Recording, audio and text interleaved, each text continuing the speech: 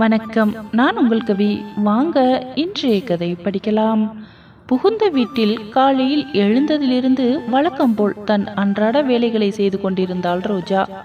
தர்மராஜ் ரோஜாவிடம் வந்தார்.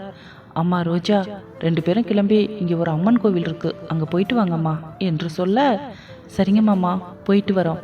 என்னங்க, ரெடியாக அங்கே போயிட்டு வந்துடலாம் என்றாள் அவள். சரி ரோஜா, போகலாம் என்று சொல்லிவிட்டு மாடிக்கு சென்று விட்டான் மனோஜ். மாமா, டிஃபனுக்கு என்ன செய்யட்டும் என்றாள் ரோஜா. அதெல்லாம் அந்த அம்மா பார்த்துக்குவாங்கம்மா, நீங்கள் கிளம்புங்க என்றார் அவர்.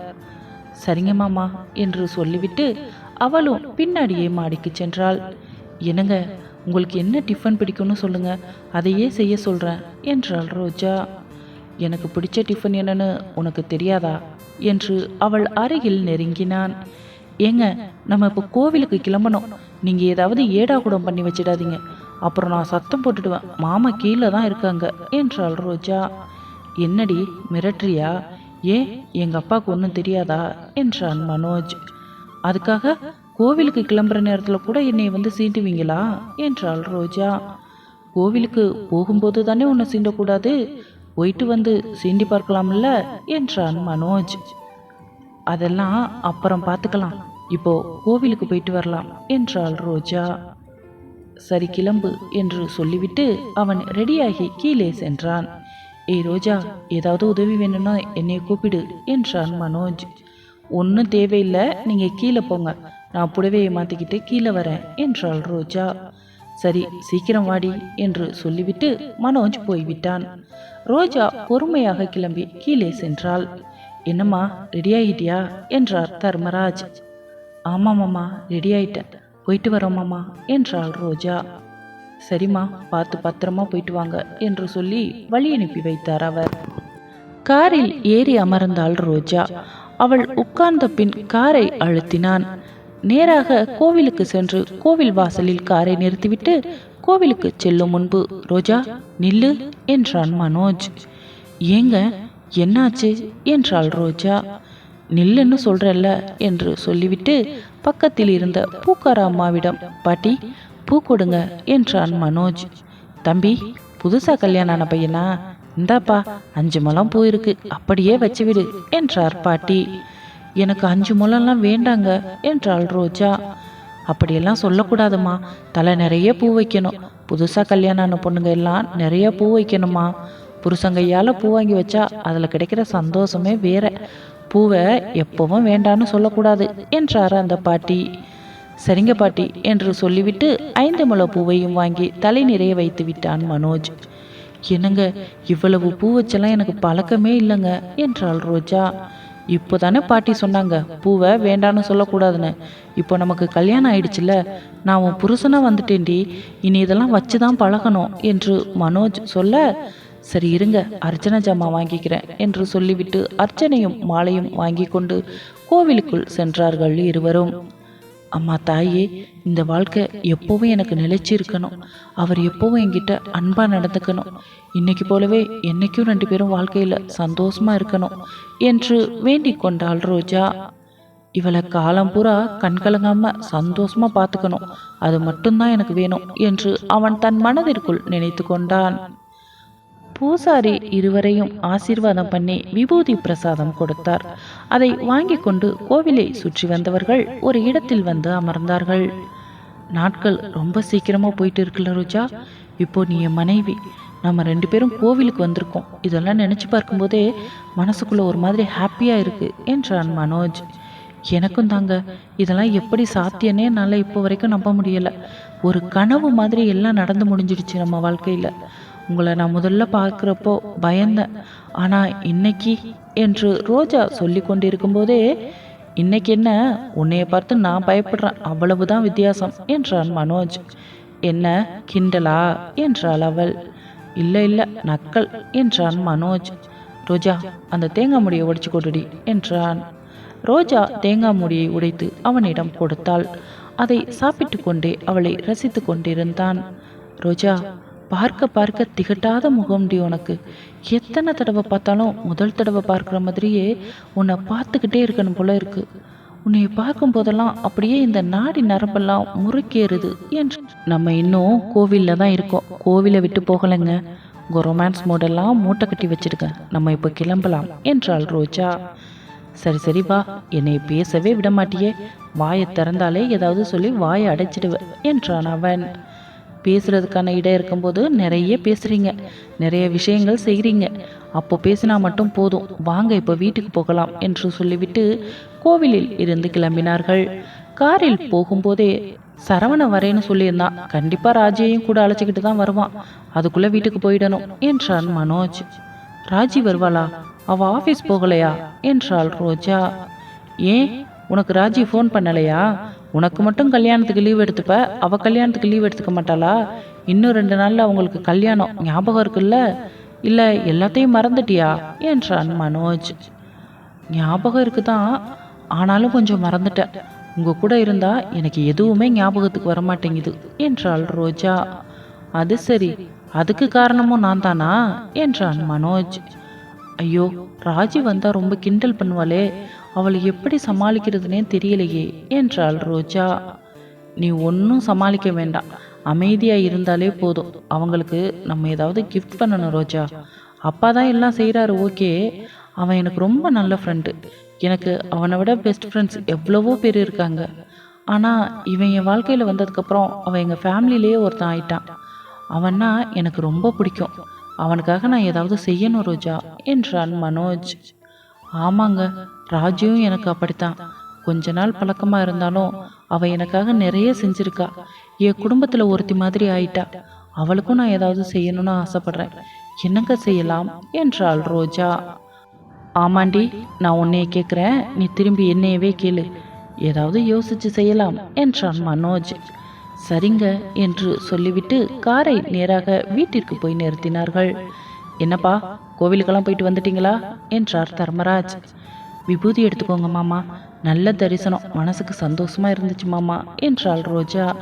ரொம்ப சந்தோஷமா, சரி சரி, சாப்பாடு ரெடியா இருக்கு, சாப்பிடுங்க 2 பேரும் என்றார் அவர். சரிங்க மாமா என்று சொல்லிவிட்டு மனோஜை அழைத்தாள். என்னங்க, வந்து உட்காருங்க, உங்களுக்கு சாப்பாடு பரிமாறுறேன் என்றாள் ரோஜா.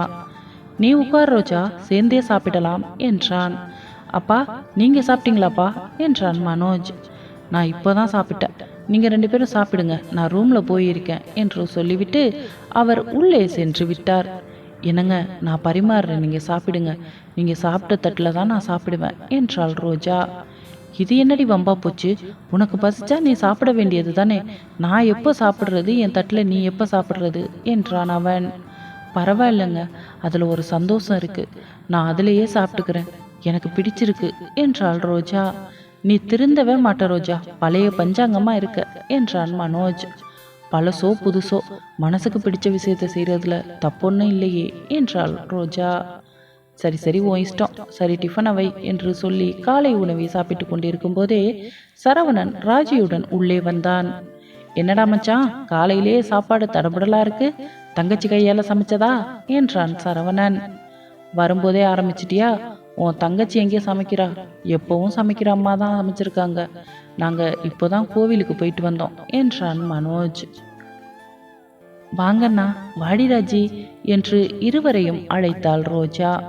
ரோஜாவிடம் நெருங்கி வந்த ராஜி, என்னடி ரோஜா, எல்லாம் நல்லபடியா முடிஞ்சுதா என்றாள். அவள் காதின் அருகே சென்று, எல்லாம் முடிஞ்சுதான்னு எதை பத்தி கேட்குற என்றாள் ரோஜா. அப்படியே ஒன்றும் தெரியாத பாப்பா மாதிரி நடிக்காத, உனக்கு ஒன்றுமே தெரியாது பாரு என்றாள் ராஜி. வீட்கத்தில் முகம் சிவந்தாள் ரோஜா. அப்பா, எப்படி சிவந்து போகுது முகம், அந்த அளவுக்கு வேலை பார்த்துருக்காரா பாஸ் என்றாள் ராஜி. பேசாம இருடி, அவங்களுக்கு கேட்டுற போகுது என்றாள் ரோஜா. கேட்டா மட்டும் என்னவா, அவர் நான் எதுவுமே செய்யலை நான் சொல்ல முடியும் என்றாள் ராஜி. உனக்கு வாய் ரொம்ப அதிகண்டி ராஜி என்றாள் ரோஜா. பரவாயில்லடி ரோஜா, நினைச்சதா சாதிச்சிட்ட போல என்றாள் அவள். ஆமாண்டி, இது பெரிய சாதனை, ஊர்ல உலகத்திலேயே இல்லாத சாதனை என்றாள் ரோஜா. என்னடி, என்ன சொல்றாரு உன் ஆளு, மனசு விட்டு 2 பேரும் பேசுனீங்களா, சேர்ந்து வாழ்ந்தீங்களா என்றாள் ராஜி.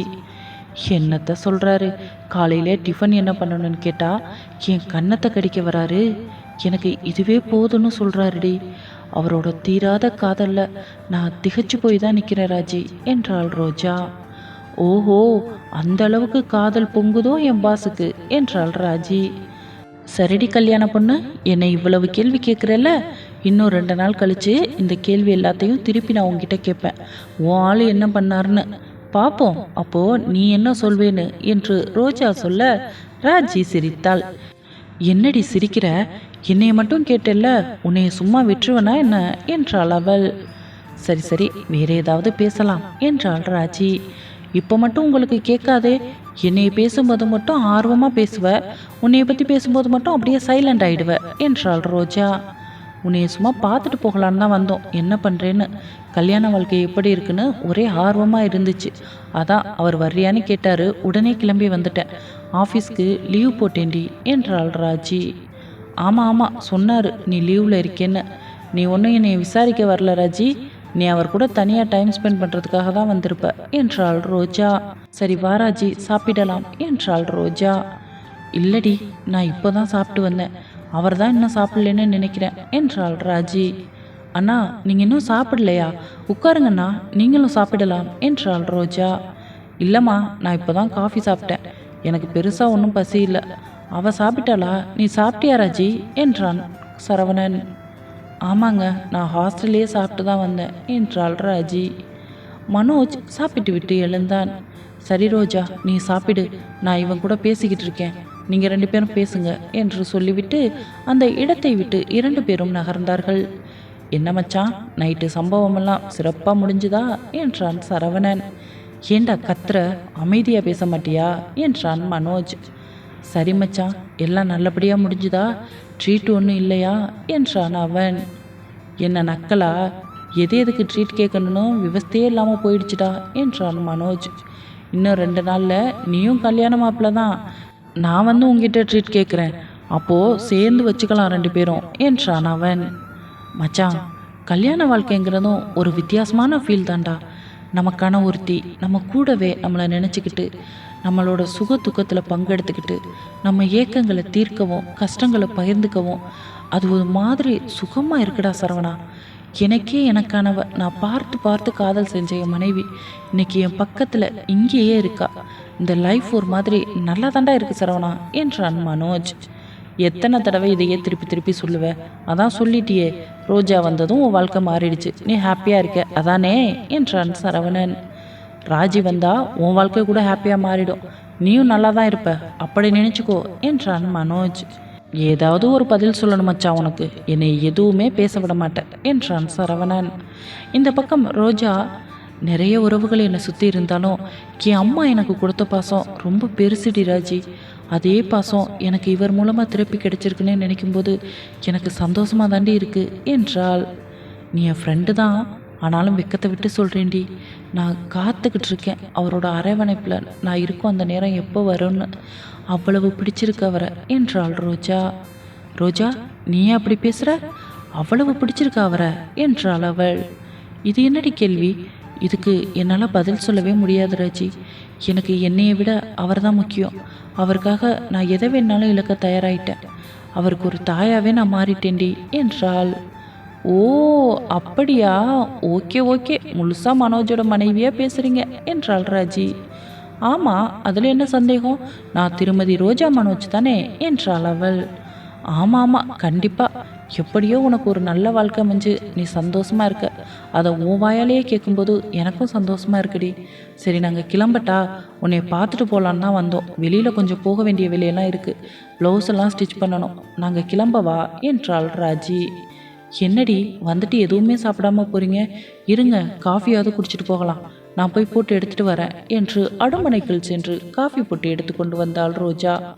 ராஜியும் சரவணனும் குடித்துவிட்டு, சரிம்மா சரி மச்சான் நாங்கள் கிளம்புறோம் என்று சொல்லிவிட்டு ராஜியை கூட்டிக் கொண்டு கிளம்பினான் சரவணன்.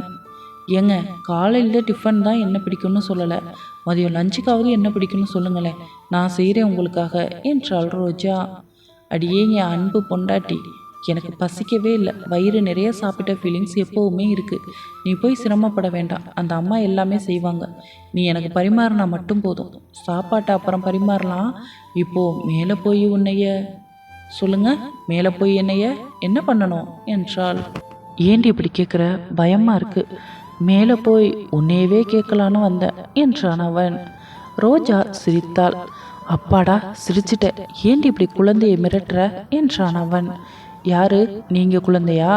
வெளியில சொல்லாதீங்க, மற்றவங்கெல்லாம் சிரிப்பாங்க என்றாள். சரி, நான் மேலே போகிறேன், நீ வா என்று சொல்லிவிட்டு அவன் மேலே சென்று விட்டான். ரோஜா சாப்பிட்ட பாத்திரங்களை எடுத்து வைத்துவிட்டு, அக்கா நீங்கள் சமைச்சிடுவீங்களா, ஏதாவது உதவி வேணுமா? கேளுங்கக்கா, நான் செய்கிறேன் என்றாள். இல்லைம்மா, நீங்கள் போய் தம்பியோட பேசிட்டுருங்க, நான் இப்போ செஞ்சிடுவேன், சாப்பிட வந்தால் மட்டும் போதும் என்றார் அவர். சரிக்கா, நான் மேலே போகிறேன் என்று சொல்லிவிட்டு ரோஜா மேலே சென்றாள். மேலே செல்லும்போதே கங்காவும் யமுனாவும் அவளுக்கு ஃபோன் செய்தார்கள். மனோஜ் தான் ஃபோனை எடுத்தான். ஹலோ அத்தா, நான் யமுனா பேசுகிறேன், எப்படி இருக்கீங்க என்றாள். நல்லா இருக்கேன், நீங்களாம் எப்படி இருக்கீங்க என்றான் மனோஜ். நாங்கள்லாம் ரொம்ப சந்தோஷமாக இருக்கோம், நீங்கள் சந்தோஷமாக இருக்கீங்களான்னு தெரிஞ்சுக்கத்தான் ஃபோன் பண்ணினோம் என்றாள்.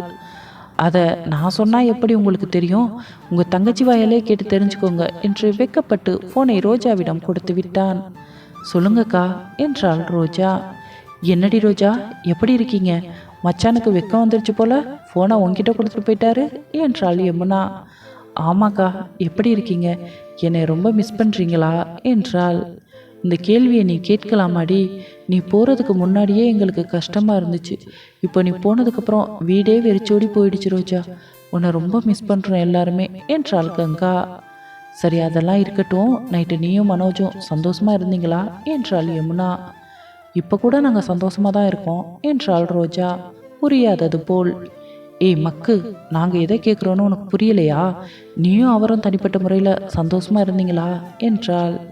நீங்கள் கேட்குறது எனக்கு நல்லாவே புரியுதுக்கா, நான் ரொம்ப சந்தோஷமாக இருந்தேன் என்றாள் அவள். அப்பாடா, இப்போ தான் நிம்மதியாக இருக்குது. உன் வாழ்க்கையில் நீ இப்படியே எப்பவும் சந்தோஷமாக இருக்கணும் ரோஜா. அடுத்து தாய்மைங்கிற வரம் உனக்கு சீக்கிரமே கிடைக்கணும், கடவுளை வேண்டிக்கிறேன் என்றாள் யமுனா. ரோஜாவின் முகம் சோர்வானது. என்னாச்சு என்று சைகை காட்டினான் மனோஜ். ஒண்ணுமில்ல என்பது போல் தலையாட்டினாள் ரோஜா. என்னடி ரோஜா, பேச்சே காணோம், அடுத்தது என்ன, அம்மாவா ப்ரமோஷன் ஆயிடுவ என்றாள் யமுனா. அப்புறம் என்ன, சாப்பிட்டீங்களாக்கா? என்ன பண்ணுறீங்க? நாங்கள் இப்போ தான் கோவிலுக்கு போயிட்டு வந்தோம் என்றாள் ரோஜா. நீ என்ன பண்ணுறேன்னு தெரிஞ்சுக்க தான் கூப்பிட்டேன், தூங்கி எழுந்திருப்பியோ இல்லையோன்னு நினச்சிட்டு தான் லேட்டாக கால் பண்ணுறோம். பரவாயில்ல, எழுந்து கோவிலுக்கெல்லாம் போயிட்டு வந்திருக்கீங்க என்றாள் கங்கா. காலையில் சீக்கிரமாக எழுந்து அங்கே மாதிரியே குளிச்சுட்டு காஃபியெல்லாம் போட்டு குடிச்சிட்டேங்க்கா, மாமா தான் கோவிலுக்கு போக சொன்னாங்க, அதுக்கப்புறம் தான் போயிட்டு வந்தோம் என்றாள் ரோஜா. நல்லது தான், நல்லது தான். அப்புறம் சரவணன் கல்யாணத்துக்கெல்லாம் ரெடி பண்ணிட்டீங்களா என்றாள் கங்கா. இப்போதான்க்கா 2 பேரும் வந்துட்டு போகிறாங்க, ஷாப்பிங் போகிறாங்களாம், இனி அவங்க கல்யாணத்துக்கு வேற ரெடி ஆகணும். அக்கா, எனக்காக நீங்கள் ஒன்று செய்யணும். எனக்கு எப்படி கல்யாணத்தை பண்ணீங்களோ அதே மாதிரி ராஜிக்கும் முன்னாடி நின்று எல்லாத்தையும் நீங்கள் பண்ணணுக்கா என்றாள் ரோஜா. ஏய், இதை நீ சொல்லணுமாடி, எங்களுக்கு எல்லாம் தெரியும். ஆமாம், எங்கே வச்சு கல்யாணம் பண்ணுவாங்க என்றாள் கங்கா. அதாங்க்கா எனக்கும் ஒன்றும் தெரியல, கல்யாணம் கோவிலில் தான், ஆனால் வீடு என்றாள். அந்த பையனுக்கு தான் வீடு இருக்குல்ல, அவ தானே ஹாஸ்டலில் இருக்கா என்றாள் கங்கா. அதை பற்றி மாமா கிட்ட தான் பேசணும், ஹாஸ்டலில் வச்சு பண்ணினா நல்லா இருக்காது, பொண்ணுக்குன்னு ஒரு வீடு இருக்கணும்லக்கா என்றாள் ரோஜா.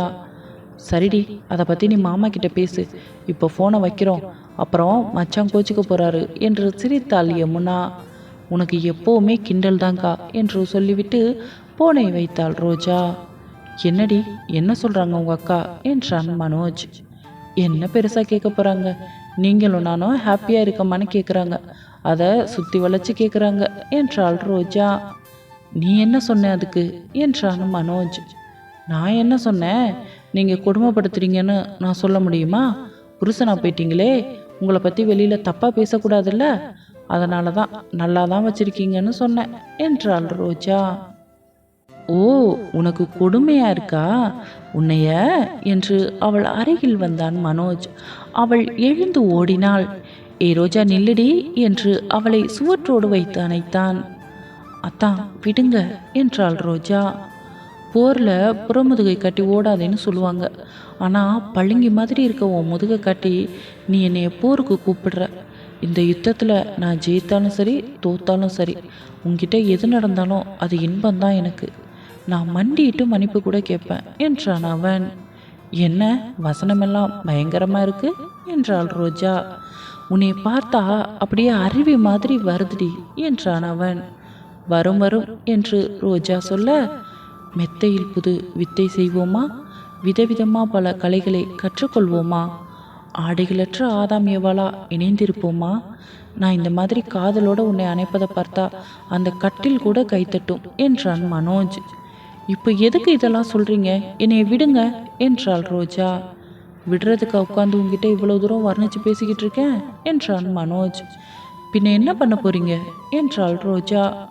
நான் எதையும் சொல்றதா இல்லை என்று அவளை அழேக்கா தூக்கி கட்டிலில் தள்ளியவன் மென்மையாக அவளின் பெண்மையை கையாண்டான்.